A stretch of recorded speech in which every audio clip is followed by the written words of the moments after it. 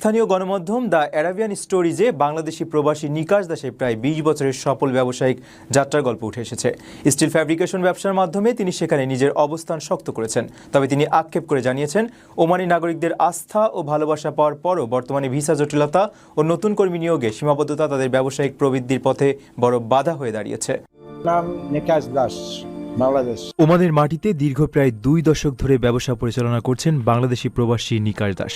২০০৭ সাল থেকে ওমানের স্টিলের ব্যবসার সঙ্গে যুক্ত এই উদ্যোক্তা প্রতিকূলতা জয় করে নিজের ক্যারিয়ার এবং পরিবার নিয়ে গড়ে তুলেছেন এক সফল জীবন।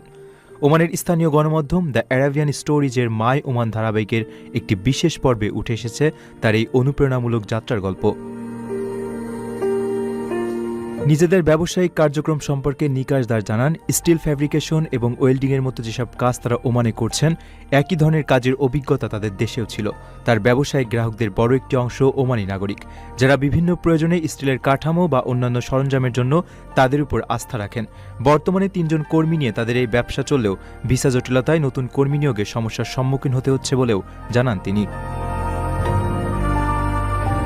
নিকাশ দাস অকপটে স্বীকার করেন, ওমানের মানুষ অত্যন্ত ভালো এবং তারা সবসময়ই প্রবাসীদের প্রতি সদয়। তার মতে, অন্যের প্রতি ভালো আচরণ করলে ওমানিরাও বিনিময়ে সমান আন্তরিকতা দেখান।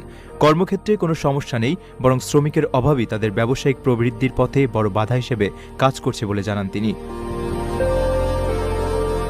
ওমানের প্রতি গভীর কৃতজ্ঞতা প্রকাশ করে নিকাশ বলেন, যারা এই দেশে থেকে জীবিকা নির্বাহ করছেন তাদের অবশ্যই ওমানের প্রতি শ্রদ্ধা রাখা উচিত। তিনি আন্তরিকভাবেই ওমানের সমৃদ্ধি ও শান্তির জন্য প্রার্থনা করেন। নিজ জন্মভূমির পর ওমানকে বর্তমানে নিজের দ্বিতীয় ঘর মনে করেন এই উদ্যোক্তা। দর্শক, আজকের ভিডিওতে আমরা চেষ্টা করেছি ওমান পুরো A to Z প্রক্রিয়াটি সহজ ভাষায় আপনাদের সামনে তুলে ধরতে।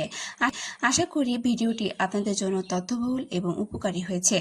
আপনি যদি ওমানে যাওয়ার প্রস্তুতি নিয়ে থাকেন অথবা ভবিষ্যতে ওমান সংক্রান্ত যে কোনো দূতাবাসের সেবা নিতে চান, তাহলে এই ভিডিওটি অবশ্যই সংরক্ষণ করে রাখুন এবং প্রয়োজন হলে আবার দেখে নিন।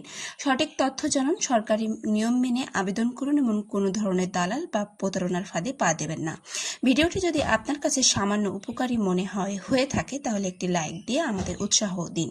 কমেন্ট করে আপনার মতামত বা প্রশ্ন জানান এবং এমন গুরুত্বপূর্ণ প্রবাসী আপডেট নিয়মিত পেতে আমাদের চ্যানেলটি সাবস্ক্রাইব করে পাশে থাকা বেল আইকনটি অন করে রাখুন।